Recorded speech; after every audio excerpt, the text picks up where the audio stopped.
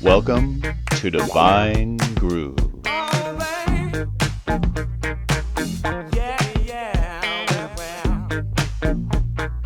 I'm Melissa Santangelo, certified massage therapist and owner of Balance Studio Spa in Felton. And I'm Daniel Gross, certified clinical hypnotherapist and owner of Hypnosis Santa Cruz in Scotts Valley. Divine Groove is the place to hear influential, imaginative, and intelligent people who make a difference in the San Lorenzo Valley and beyond.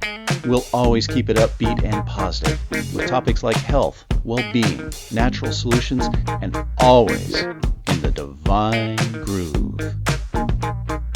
Hello and welcome to the very first show of the Divine Groove right here on Boulder Creek's own community radio station, KBCZ 90.1 FM, and streaming on the internet at kbcz.org.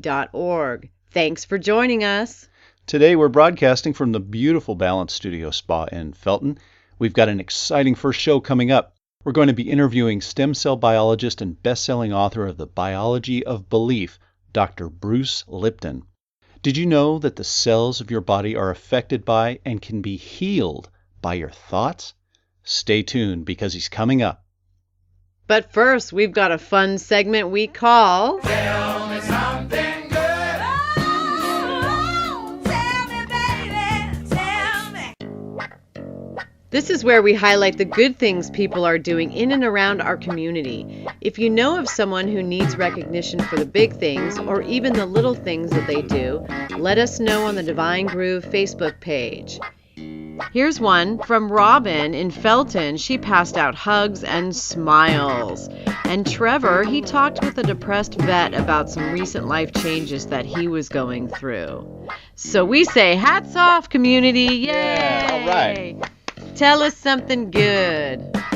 Tell me something good. Oh, tell me, baby, tell me. And now here's our interview with Dr. Bruce Lipton. So we've got an amazing guest today for our very first show of Divine Groove, and we're thrilled and delighted to present Dr. Bruce Lipton. For those of you who aren't familiar with him, Bruce Lipton, PhD, is an internationally recognized leader in bridging science and spirit. Stem cell biologist, best-selling author of The Biology of Belief, and recipient of the 2009 Goy Peace Award. He's been a guest speaker on hundreds of TV and radio shows, as well as keynote presenter for national and international conferences. Dr. Lipton began his scientific career as a cell biologist. He received his PhD degree from the University of Virginia at Charlottesville before joining the Department of Anatomy at the University of Wisconsin's School of Medicine in 1973. Dr. Lipton's research on muscular dystrophy, studies employing cloned human stem cells, focused upon the molecular mechanisms controlling cell behavior. An experimental tissue transplantation technique developed by Dr. Lipton and colleague Dr. Ed Schultz and published in the journal Science was subsequently employed as a novel form of human genetic engineering. In 1982, Dr. Lipton began examining the principles of quantum physics and how they might be integrated into his understanding of the cell's information processing systems. He produced breakthrough studies on the cell membrane, which revealed that this outer layer of the cell was an organic homologue of a computer chip, the cell's equivalent of a brain. His research at Stanford University School of Medicine between 1987 and 1992 revealed that the environment operating through the membrane controlled the behavior and physiology of the cell, turning genes on and off. His discoveries, which ran counter to the established scientific view that life is controlled by the genes, presaged one of today's most important fields of study, the science of epigenetics. He's written numerous scientific papers over the past 4 decades of his career and 3 books: The Biology of Belief, Unleashing the Power of Consciousness, Matter and Miracles, Spontaneous Evolution, Our Positive Future and a Way to Get There from Here, and The Honeymoon Effect, The Science of Creating Heaven on Earth. Ladies and gentlemen, I present Dr. Bruce Lipton. Hello, Bruce. Thanks for being on the show. Thanks for coming on. Melissa, Daniel, I want to thank you so very much for this, being here on your debut. And I so appreciate that because the audience we have here in Santa Cruz is absolutely wonderful. And I love being here. Excellent, excellent. We are loving you being here too. Very excited about you being on the show. And Bruce, first off, one of the things that struck me about your teaching style as I watched you on video is just how accessible you make your subject matter. Something like cell biology and all could be kind of well scary for some people. It'd be a little technical maybe, but you describe these body processes totally in layman's terms, and you make them extremely understandable. Now, would you explain what epigenetics is for those who don't know, and why it's so important? Well, Daniel, it's epigenetics is a revolution in science that is actually going to result in a revolution in civilization. And it's interesting because very few people really understand the nature of epigenetics at this moment, but it's becoming more accessible to the public. Let me just let's step backwards and say what do we collectively believe about genes? And the things that we learn in school is that genes turn on and off, and they control the traits of an organism. And that if you get some genes coming in your family and you're a recipient of these genes, then you're really likely to have the same experiences as the people that have the disease in your family. So if cancer's running in your family, and you think, oh my God, I'm going to get these cancer genes, or whatever, cardiovascular disease, diabetes, Alzheimer's, all of our beliefs are locked in that genes control things. The first fact that is fundamental is this is false. Hey. And why it has to be rewritten in our understanding is simply this: is that when you tell somebody that genes control their lives and they recognize they didn't pick the genes, and if they don't like the traits, they can't change the genes, and then they realize they're powerless in their own unfolding of their own lives, that makes them victims. And the significance about victims is when we believe that, we give up our power to people that are so-called rescuers that can help us out. So when I was teaching genetic control, which means control by genes, I'm teaching victimization. The new science, which is the most amazing revolution, is this. First of all, genes are blueprints. They're just simply blueprints. Just like you go in an architect's office, there's blueprints on the table. You can lean over the architect and you ask her, excuse me, is your blueprint on or off? And the architect, she'll look at you like, what are you crazy? It's no on and off. It's a blueprint. I go, exactly. A gene is a blueprint. It has no on and off. It can be read or not read. But then that was nothing to do with the control by genes. Genes have no knowledge of what's going on, who they are, what they do. So to give them credit that they control something is completely out of line. It turns out the new science reveals the new science is actually called epigenetics, and it sounds exactly the same for that little epi in the front. But that epi, as I said, is a basis of revolution, because epi means above. So when I say genetic control, I'm saying control by genes. When I'm saying epigenetic control, I'm really saying control above the genes. And this becomes really relevant because you say, well, what's above the genes? And we turn out, well, the environment is above the genes. And when we get to humans, between the genes and the environment is something called the mind, the nervous system.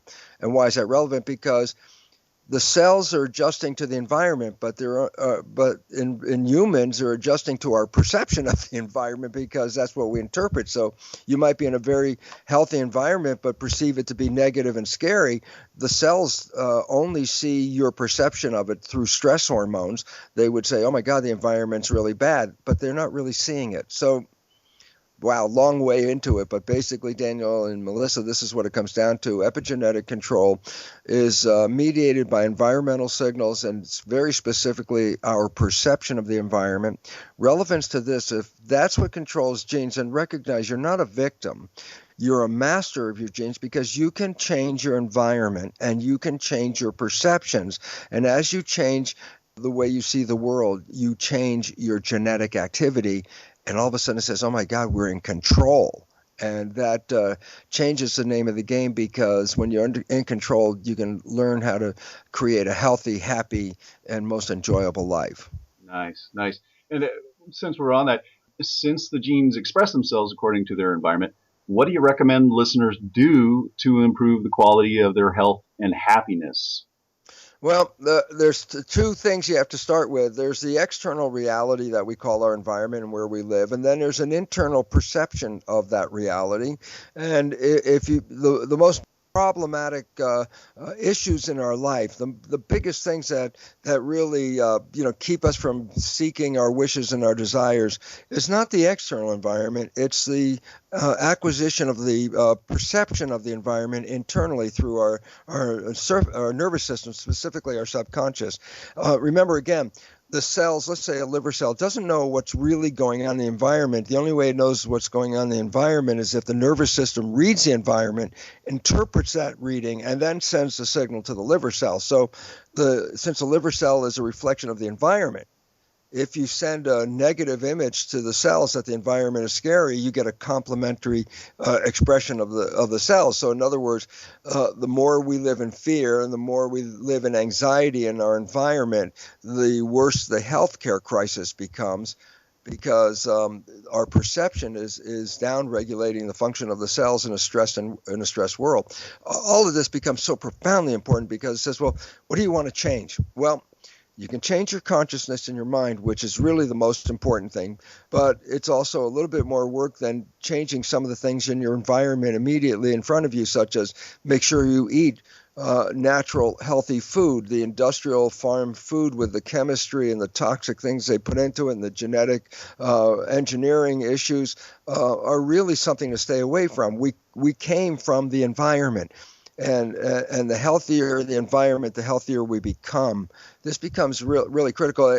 I'm going off on a tangent here, but let me just give you the simple fact. When you get it, it's like that's the fact. And it goes like this: I have a dish of stem cells that I take from a human, which I've done, and when I put the cells in a good environment, the cells really grow beautifully.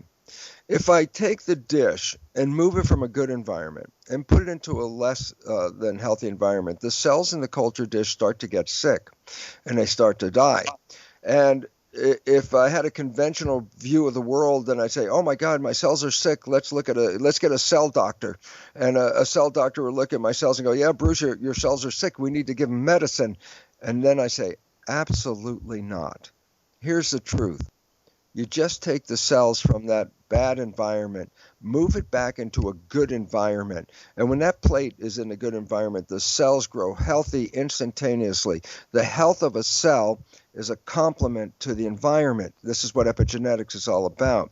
And therefore, why is this relevant? Because you say, well, you're talking about cells in a plastic petri dish. And then I have to remind listeners of a very important fact. When we look in the mirror and see ourselves as single individuals, the truth is we're actually a community of 50 trillion cells. The cells are the living entity. The definition of a human, actual definition, is a community of cells. So the cells in your body are inside your body. And I say, well, interestingly enough, then your body is a skin-covered petri dish with 50 trillion cells in it. And the environment, which is the culture medium in the plastic dish, in the body is the blood. And that blood is what's nourishing the cells and sending information to the cells from the nervous system. And the point is simply this: whether it's a skin-covered dish or a plastic dish, if you put it in a less than optimum environment, then the cells start to lose their health and start to get sick. To return the cells to health doesn't require the use of drugs. It really requires putting the dish back into the proper environment.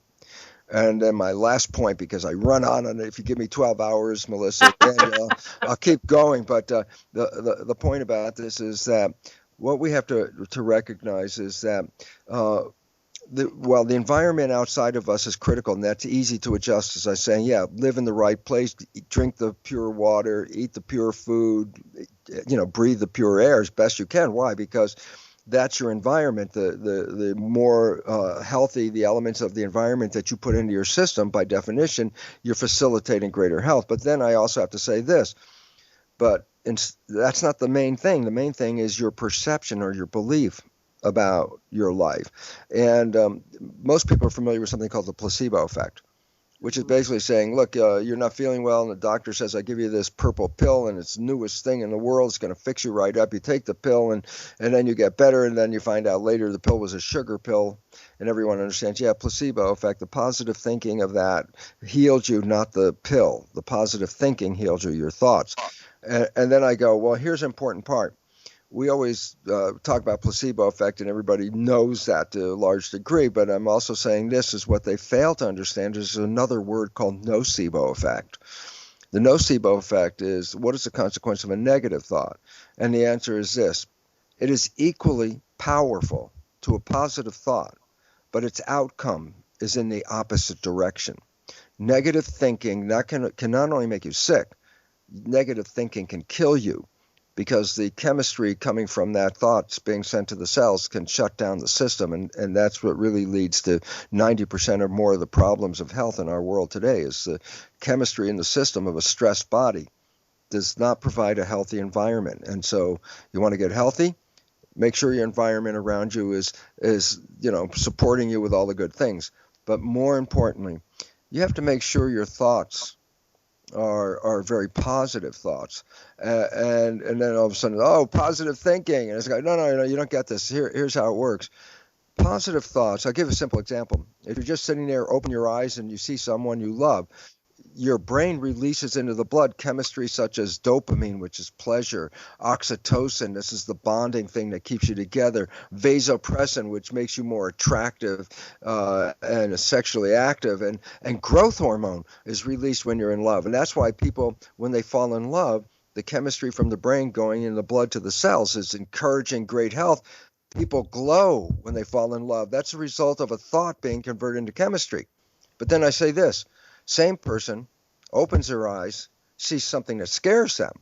Well, they're not going to release that wonderful chemistry of love. The brain in stress releases obviously stress hormones and inflammatory agents. Relevance about that is simple. If I take the elements released by the brain into the blood, which nourishes your cells, I take those chemicals and put it in a plastic petri dish, the cells stop growing and they begin to die. And the relevance is simple. Love enhances your growth. Fear can kill you.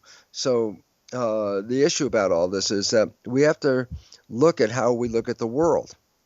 And now, this is run on again. You guys are still there with me, right? Yes, we are. Because here, let's wrap it up with this understanding. And it says this.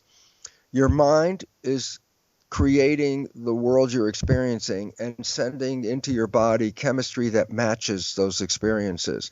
And then we say, okay, well, if that's true, then I wouldn't have created this world with all the problems and all the ill health and all that. And I go, okay, here's the last line that puts all the pieces together.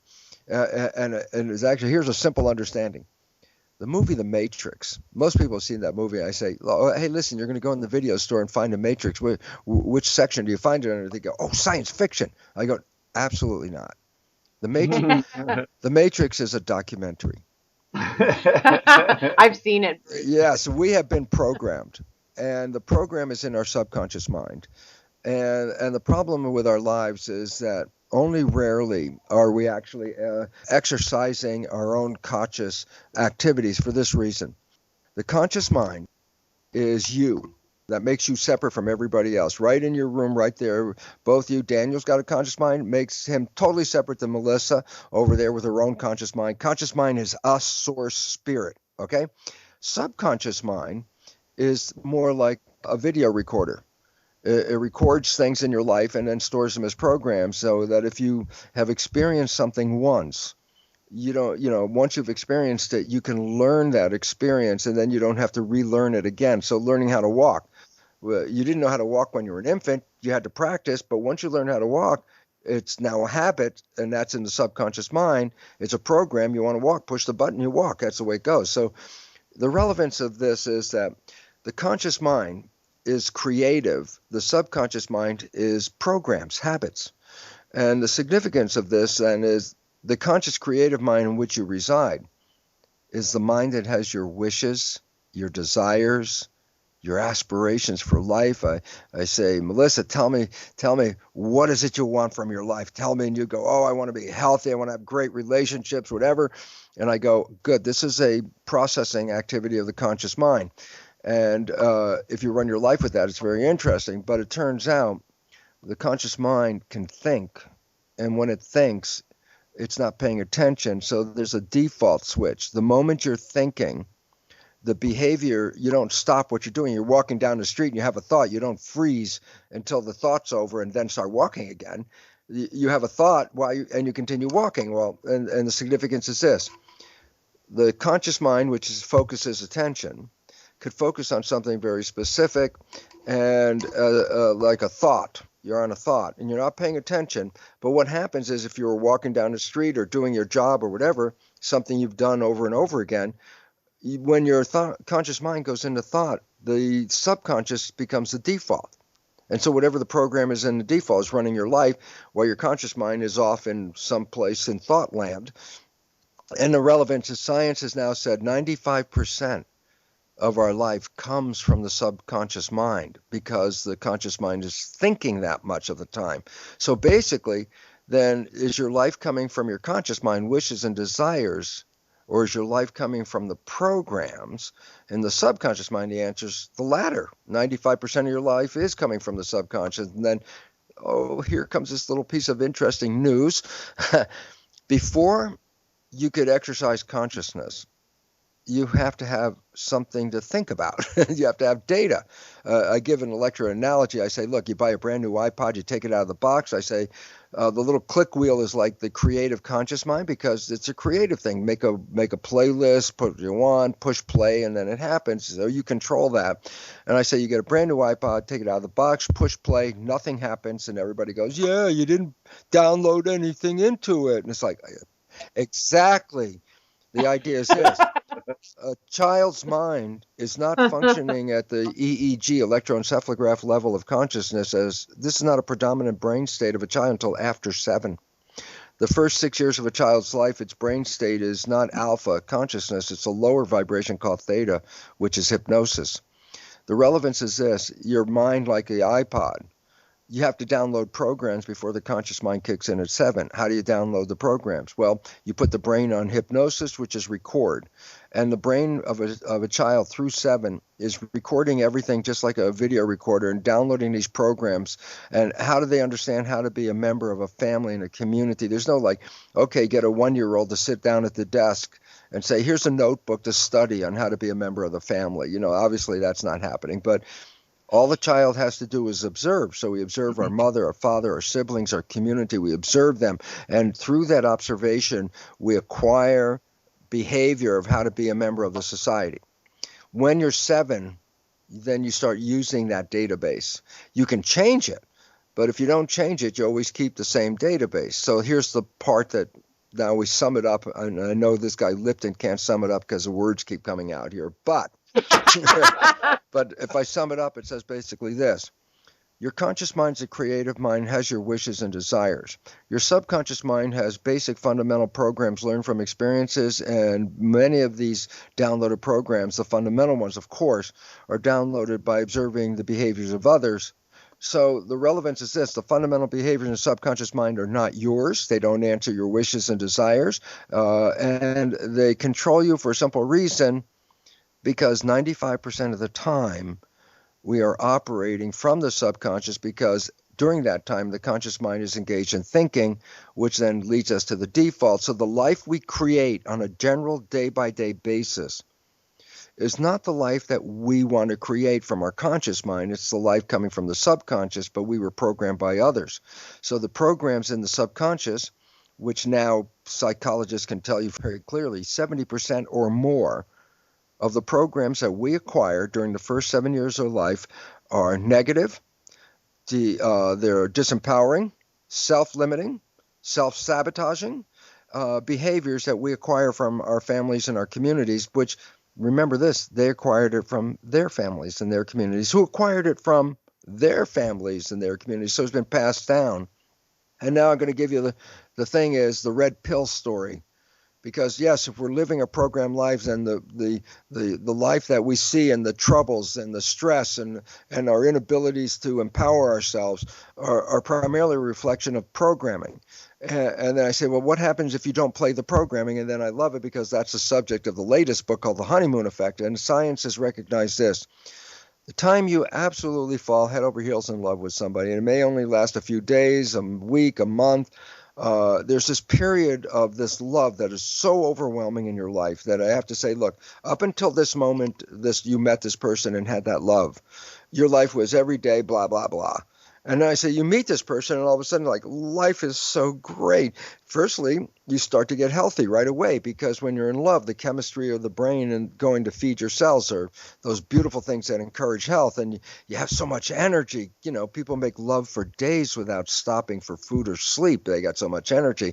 But also think about it this way, that life is so beautiful during those days of being in love that you can't wait for the next day to have more. Why?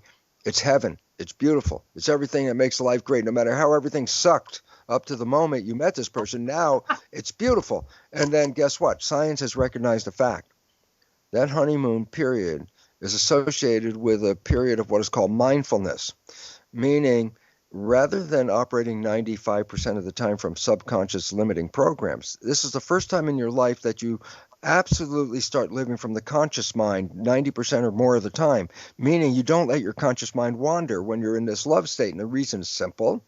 Everything you were looking for is in front of your face. Why would you let your mind wander now? You know, everything's there. So this moment of being in love is a moment where you absolutely start living from conscious activity rather than subconscious programs.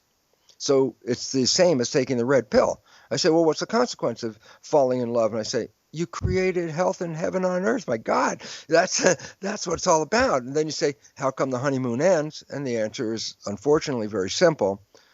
Yes, even if you're still in love, you still got to pay the rent, fix the car, do the jobs, and your mind at some point starts thinking. And as you start thinking, then the behavior that's coming from you no longer is that your behavior of who you think you are in your conscious mind, who you think you are, and run a life on that behavior. You've now switched into subconscious. So the honeymoon is based on two conscious minds creatively manifesting wishes and desires. And the honeymoon ends when four minds represent the relationship because the two subconscious minds start to step in as the activities of life direct our thinking away from the conscious mind. And we start to play the programs. And I say, what happens when you start to play the programs? The answer is the honeymoon disappears and life all of a sudden is not the heaven that it was when you were in that moment of that honeymoon. So the bottom line is simply this. You created the honeymoon by essentially unknowingly taking the red pill. You got out of the program. And the moment you're out of the program, you manifested this beautiful experience. Unfortunately, the busyness of life takes you back to the program.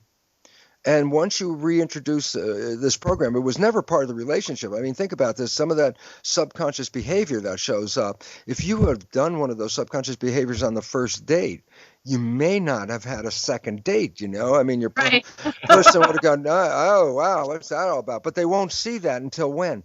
Until after the honeymoon is engaged, the love is flowing, life is beautiful. And then at some point, subconscious starts throwing in these behaviors that are not yours. They're your father's, your mother's, your community, whatever it is.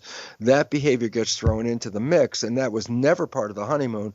That's when compromises come in, like, oh, wow, that's oh, excuse me, we're on radio. That's that's darn behavior. And the relevance about that is that if we stayed conscious and didn't default to the program, the honeymoon will go on and on forever.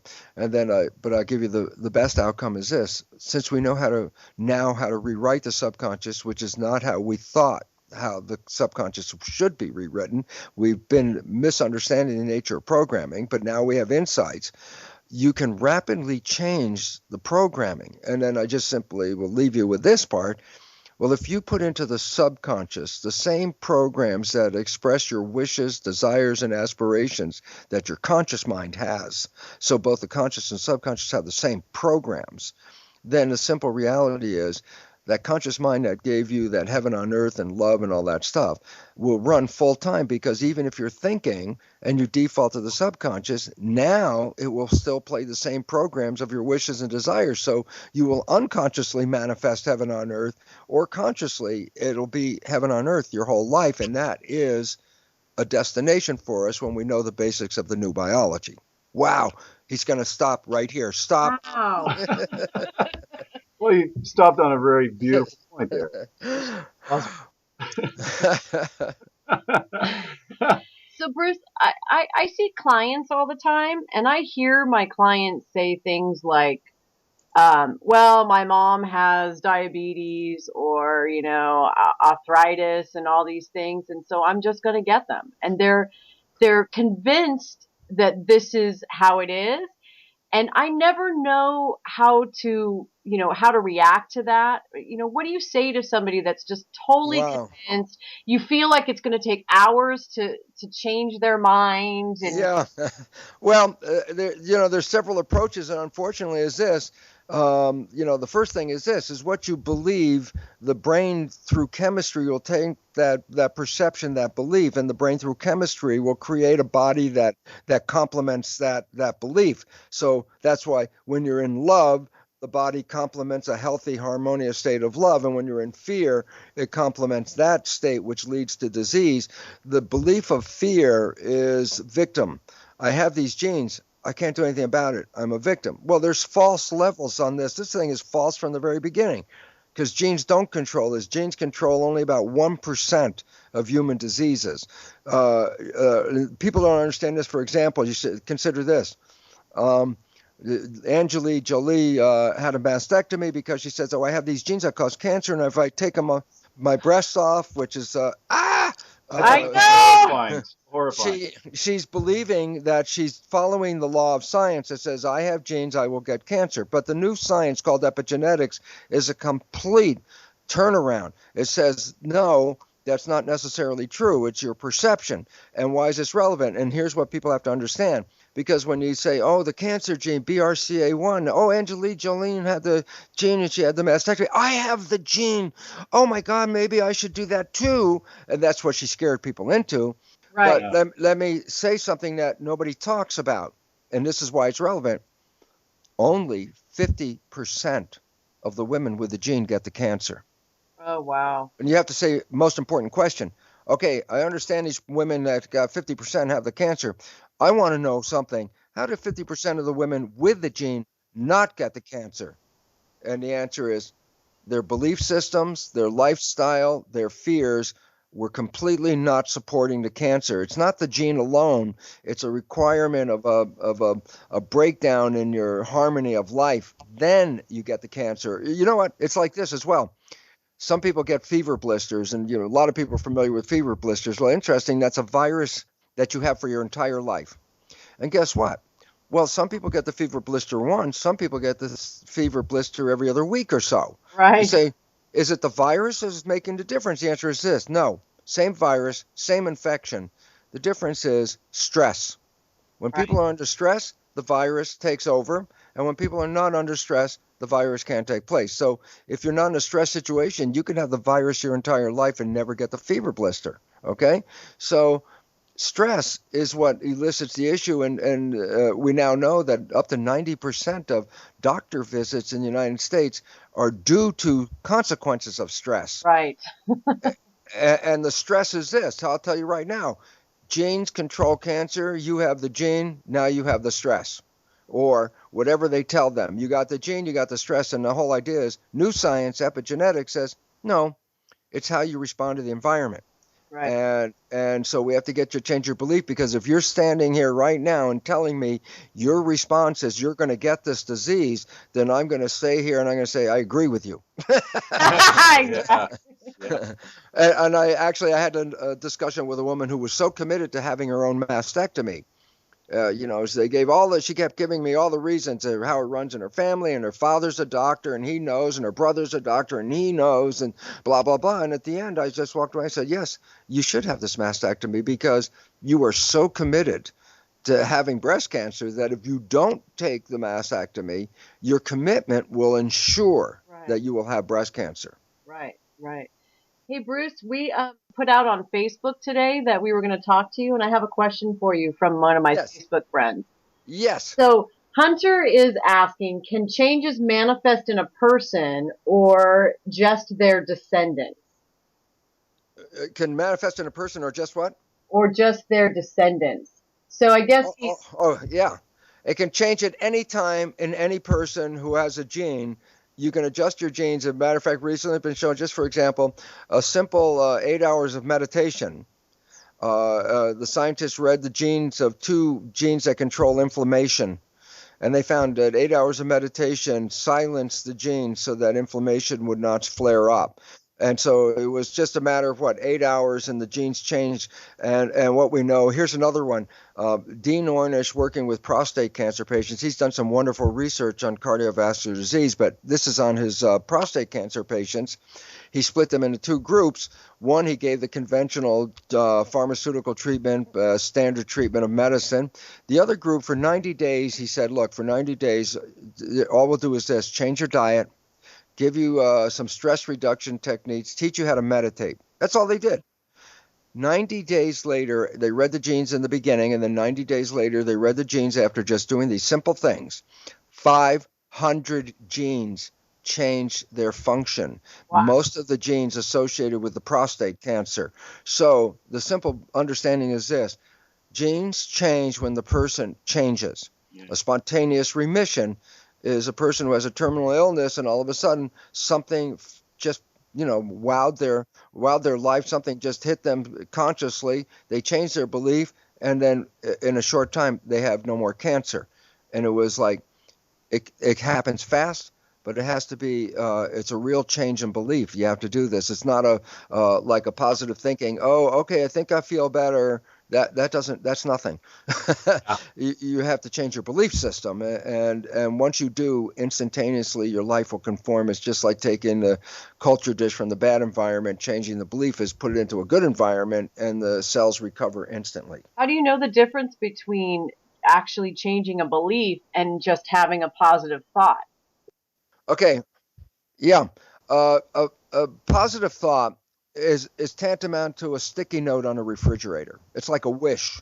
It basically says, "Oh yeah, I walk by and there it is." And I say, "Oh yeah," I cite the phrase, "I am healthy. It's great." Now I'm back in there and the donuts in my face, whatever. And the reality about this is simply this. A consciousness can have a positive thought, but then you have to recognize this: consciousness only works 5% of the time. So even if you're exercising positive thoughts all 5% of the time, you're only still exercising positive thought 5% of the time. 95% of the time, you're coming from the program. The illnesses that we have are almost always or inevitably connected to programming. Less than 1% have gene issues, and 99 have issues with programming. And the relevance about the programming is, just because you educated the conscious mind, in no way does that change the program in the subconscious. And this has been one of the biggest problems, because we always had that vision. Oh, if I change my conscious mind belief, my subconscious mind will change. And I go, that's the problem. The conscious mind, subconscious mind learn in different ways. And the conscious mind is creative, as I mentioned. Well, that means you could read a self-help book. And I go, oh, how many people read a book like that? And in my audiences, everybody raised their hands. I say, okay, how many read the book? I bet you if I gave you a test, you can get 100 on what the book said. And they all agree. And I say, now, how many of you has your life changed after reading the book? And then virtually no hands are left up. And the significance is why? Because I can educate the conscious mind by reading the book, going to a lecture, listening to this audio that we're talking about right now. I could just go, aha, and my conscious mind can have a new belief. My subconscious mind is a habit mind. It's a very important mind. We always blame it. People say, oh, all the evil comes from the subconscious mind. The subconscious is evil. I go, no. Subconscious is a machine. It records. So you can look at your disc recorder, your old-fashioned tape recorder, and say, is that a good machine or a bad machine because of what it records? I say, no, machine is neutral. It's the recordings that are good or bad. And as I said, psychologists revealed that we have 70% or more very negative recordings in this. And I say, well, but the point is this. The subconscious mind does not learn by creative expression. So you read the self-help book, that did not change the habit. And habits are, you don't want them to change very quickly. You learned how to walk. You don't want it to alter because you watch a TV show and then you walk crooked because some guy in the TV walked crooked. No, you want a habit to stay the same so it's resistant. So now I say, well, then how do you change the habit mind? There are 4 ways. One of them you can't control. So let's start with the first way a child learns 7 years is hypnosis.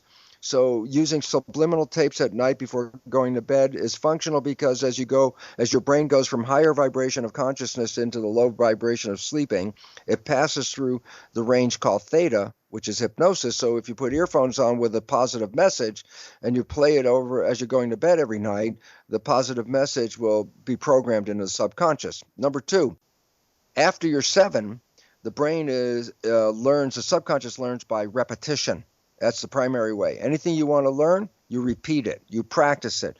Once you repeat it enough times, it will download it. You never have to learn it again. So habituation is the second way. You want to change behavior, you have to start a new habit. But a habit is not a sticky note. A habit is something you do like, exercise. You do it religiously. At this time, I do this habit, and you got to do it, and you repeat it. But guess what? Over a period of time, it becomes automatic. Now it's habituated. Third, the one that you can't control is the subconscious can change in a state of shock. For example, the kind of shock somebody gets when they're talking to the doctor and the doctor says, I'm sorry, you have a terminal illness. For some people, boom, that's a shock that can change their way of life because they just look and say, oh my God, I can't live this way anymore. And then they change their way of life. And that's fast, but can't control it. And now the good news and the best news for last is that there are a variety of techniques to change the subconscious mind and engage something like a super learning process. And it's really understanding where the heck is the record button? How do you get the record button to engage? Because the mind in a day-by-day state is not in a ready record mode. It has to do with what's called hemispheric dominance. Sometimes during the day, our right hemisphere is more dominant, and sometimes during the day, our left hemisphere is more dominant. And there are functions that are associated with like emotion and logic are hemisphere balanced and things like that.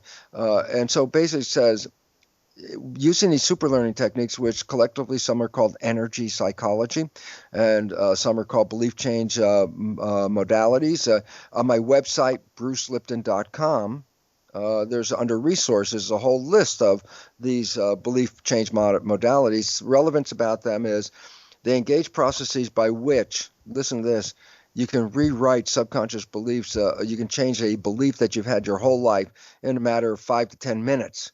And this is really necessary because the world is moving very quickly into an evolutionary upheaval. Scientists say the problems that we're facing today are because of human behavior, and basically that's absolutely true. And so necessity, the mother of invention, says, boy, we need to change fast. And these energy psychology modalities have recently arrived, and they allow a very rapid change because when you change your belief, you're going to learn how to live in the world much more easily than continuing the programs that were passed down for the last few generations. Awesome. Yeah, it's good stuff. We're powerful. That's good stuff, Bruce. And this is why I love being in the Santa Cruz area itself, because a lot of people came here to self-empower. In other words, they said, I'm not really into the regular programs, and I come here to make my program, and that's what makes Santa Cruz kind of a unique and wonderful environment. Yes, it's awesome. We have another really important question, and that is, with these ideas that you're talking about, that we can heal our body, of disease. Do you get a lot of pushback from people that profit from it? Oh, absolutely. Because listen to this. If energy healing could be put in a capsule, then the pharmaceutical company today would sell energy healing. Yeah. Right. The reason why it's rejected is healing by energy, you can't capitalize on it. You can't make a monetary unit out of it and sell it. Therefore, it's not in the interest of an industry, and I'm talking about health as an industry, because it's a corporate entity.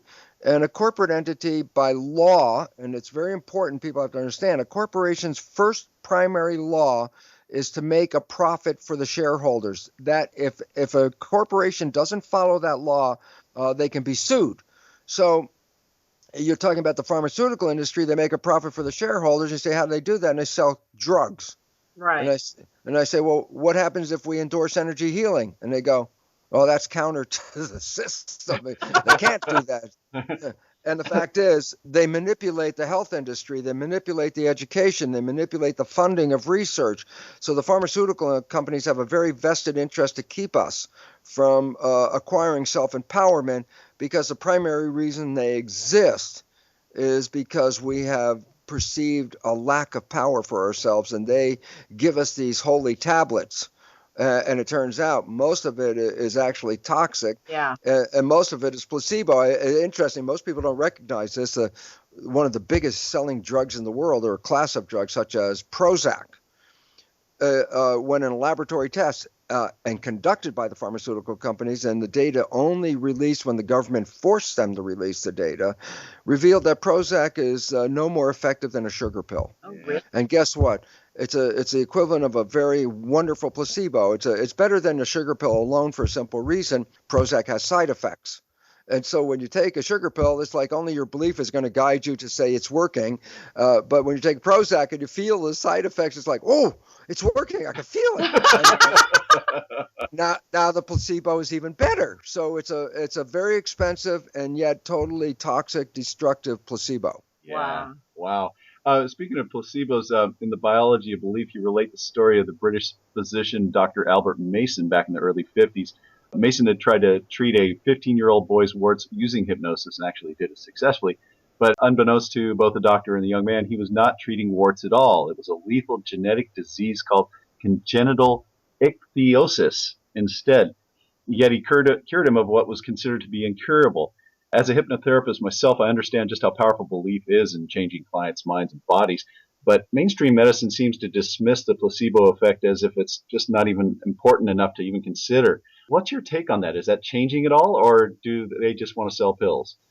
Well, who controls the system? So if we start with the control system, it's the pharmaceutical industry. The doctors are unfortunately programmed to sell their drugs. So doctors are unknowingly drug dealers, because their education and programming has them believe that the drugs that they're offering are effective. And yet many doctors, younger ones especially, begin to realize this is not true. And unfortunately, it's just like, there's a standard of practice. And the relevance about that is they punish doctors if they don't follow what the standard is.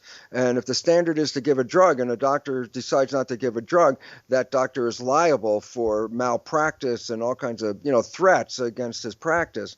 And this is how they constrain the medical profession, keep them locked into that drug situation. And the reality is, no, mind is important. And I go, well, why is this relevant? And here's the other thing, because this is one of the things that happened when I was at Stanford. I was writing up a paper of my research at the end, and I used the word mind in my rough draft, mind, talking about the mind. My colleagues were had an apoplectic fit. They went into craziness because I used the word mind, and they emphasized to me over and over again, mind is not a scientific term and cannot be used in a scientific paper. And so consequently, excluding mind is a standard process of Newtonian-based medicine, which is matter-based, because mind is not physical, or, it's not made out of substance. And medicine is Newtonian-based, which is based on chemistry, physical things, matter. And therefore, mind has always been left out from the very beginning of medicine. And yet, and this is the crime, they're totally aware of the placebo effect, but they also, as you mentioned, are totally capable of ignoring it and not dealing with it. What's the most interesting thing about the placebo effect? No side effects. That's really wonderful. And this is something that medicine has shied away from, not because of the doctors, but because of the pharmaceuticals' influence of the health profession. So that's why mind has been rejected. And yet, as we all know in this conversation, mind, and especially when you understand epigenetics, is where they're going to get messed up, because the change in epigenetics emphasizes the consciousness in the mind as a primary driver of genetic activity. there's a change coming, but we're midstream. It's just becoming introduced to a popular world, the concept of epigenetics. Yeah. Wow. Awesome. Yeah. How did you go? Well, just kind of shifting gears a little bit, but going toward yourself. How did you go from being an agnostic scientist to changing into an integrative agent, connecting both spirit and science together, Bruce? Well, Well, we first start with this. Why did I go into science? And the answer is, even as a kid, I recognized that so-called spiritual people had these very wonderful words they would tell you, but and a kid can observe this. The behavior of those people never really matched their words. So in my mind, it's like, well, these words are really nice, but they don't mean anything because nobody's really doing it. But science became very appealing, because science was, if it's true on this side of the world, it's true on the other side of the world. And except, God, we're crazy nowadays, because 40% of the people in this world, in this country, don't believe in evolution. So science is in a very serious place here. But the significance of science was that you can demonstrate things, you can predict things, you offer knowledge through that predictability. And so I did the science thing, and I get through teaching, as I said, even the genetics to the medical students. But my research on the cells revealed that it was a different way of life, that environment was controlling it. My research then focused on, well, how does an environmental signal mechanically through the cells engage the function of the genes? And that led me to the cell membrane. And the structure of the cell membrane, by most biologists at that time, when I was doing this 45 years ago, most of them just saw the cell membrane like plastic wrap that holds the contents of the cytoplasm together. And I was looking at it, and I saw that it was a homologue. I remember in the introduction used the word homologue. People mean this. When I say something is analogous to something else, I mean simply something is like something else. But if I say something is homologous to something else, then I'm saying in a real essence that something is the same as something else. So a cell membrane is not like a chip. A cell membrane is a chip. That's what my research led to, and that the nucleus has gene programs in it that when I was teaching genetic control, then you would say that was read-only memory. So whatever the genes are, that's what you get. But it turns out it's not read-only memory, it's random access memory, and it's learning, and you can rewrite the story, and so you're not the victim of the programs because you can rewrite them. But all of this led me to the cell membrane as the brain, and then I also recognized something very important from my history, and that was no two people are biologically the same. I say that simply by, you can't take your cells out and put it into another body because their immune system will say not self and destroy it. Point is simple. Your identity is in your cells somewhere because the immune system of the recipient can say it's not the same. So your identity is carried by the cells. And then when I was looking at the nature of the identity, here's what is really emphasized, that on the surface of our cells in your own body, there are a set of special receptors, which are like little miniature television antennas on the surface of the cell. No two people have the same set of receptors. The receptors are, interestingly enough, many of them by medicine are referred to as self receptors, which right away is interesting, receivers of self. What's important about this, as I recognized, was that if you take the self receptors off the cell doesn't have any identity. So cells without self receptors are generic and can be implanted into any human. But your cells carry self receptors. It's a unique set. And if I take them off, you lose your identity. And so the self receptors are connected to identity. Conventional Newtonian medicine, based on looking at matter, says the self is in the receptors. But the new biology, which emphasizes quantum mechanics, recognizes the receptors receive a signal like a television set receives a signal, that the receptors of self are on the outside of the cell, which would, lead you to understand that the signal that they respond to is coming from outside the cell. Well, when I saw that, and I just said, wait a minute, my identity is coming in from a signal being picked up by these antennas. And then I realized, well, if the cell dies, the broadcast doesn't die. It's just like watching a TV show. Television breaks, television's dead, but the broadcast is still there because you can get another TV, plug it in, turn it on, and when you tune it to the station, the broadcast is back on. I realized, oh my God, my identity is a broadcast being received by my cells. And it blew my mind because it said that my identity is not inside. which means if my cells die, my identity is still there. And if a future embryo shows up with the same combination of self receptors, I'm back on the air again. I was like, oh. And I realized this understanding just made such profound connectivity. And the significance about that was when it really dawned on me, it just hit me in a moment. I mean, it was a transformational moment because I'm not spiritual. And then all of a sudden I caught it. I said, oh my God, these receptors are receiving the signal. And the significance about that is that the signal being outside, et cetera. So I said, oh, well, that signal, you can call it the field. You want to be quantum physicist. Or if you want to, you could say that specific part of the field that relates to you, give it the name spirit. And it's like, well, that would be equivalent to giving a scientific identity to the spirit, this broadcast. So this moment of realization, it's like, oh my God, I'm a spiritual entity. If the body dies, I'm still there. So I asked myself this question. I asked, why have a spirit in a body? Why not just be a spirit? And the answers welled up from my cells, and it is profound. Simple, funny, and profound. I asked my cells, why have a spirit in a body? Why not just be a spirit? And the cells came back with, Bruce, if you're just a spirit, what does chocolate taste like? And then it hit me. My and it favorite said, subject. this is a virtual reality suit. Through the chemical action and molecular structure of the cells and through the action of the nervous system to take stimuli and convert them into electromagnetic fields that are broadcast from my brain, my experiences in the body are sent back to my source. And then I realized, oh my God, and we have to close on this because I'm running out of time, but here's a good closure. We have been led to believe, programming, that if we really do well on planet Earth, we die, we go to this other place called heaven. And I say, well, what's heaven? And then you give me your version of heaven, which is different than anybody else's. It's your heaven. It's your creation. And so we say, oh, so you die and you go to this heaven. And then the new biology suggested a cosmic joke. And it said this, you were born into heaven.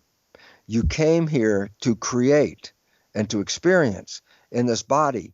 When you die, you go back to the source with the memories, but you can't activate it without the body.